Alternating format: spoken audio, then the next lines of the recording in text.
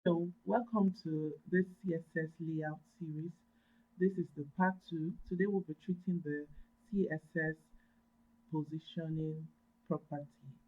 So, the CSS positioning property sets how an element is positioned. When we hear the word position, we know something that is positioned can be at the top, it can be at the bottom, it can be at the left, it can be at the right, it can be at the center. So how do we achieve this in CSS? Firstly, the CSS position property takes some valid value such as the static, the relative, fixed, absolute, and sticky. One thing to note is that all CSS, or let's say all HTML elements, are static by default. So even if you do not set the positioning, the CSS or HTML element is going to be static by default. Static by default, meaning the elements will be positioned according to the normal flow of document from left to right and from top to the bottom. One thing to remember is I was talking about the word positioning, that it can be at the top, it can be at the bottom, it can be at the left or by the right. CSS also have a property called top, left, bottom, right that works hand in hand with the positioning. But in case of static position, so far it is by default.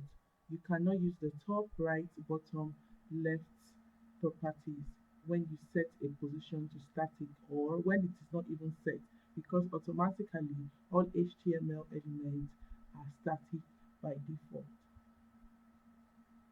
So let's go to VS Code to see an example and see how an element that is set to static, how it behaves. Here on VS Code, I set a div and I just wrote some word there. I said it is me static.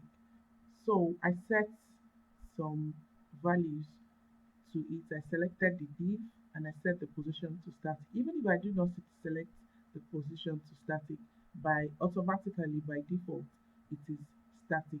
So I set the width to 200 pixel. I'm just trying to create a box with it, and I set the background to black and color. Let's go to the live server and see how this behaves. This is the outcome on the live server. As you can see, it is just by the left and just normal flow of the document, just the normal way the document flows. That is how it still is. So even if I do not set this to static, so far I didn't set it to any other position property, it is still going to be static and it's going to behave this way.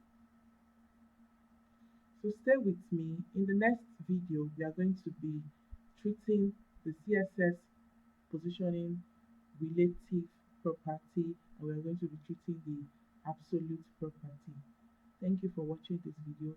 Remember to subscribe and like, and you can always reach out to me in my email, which I will drop at the description box. Thank you so much.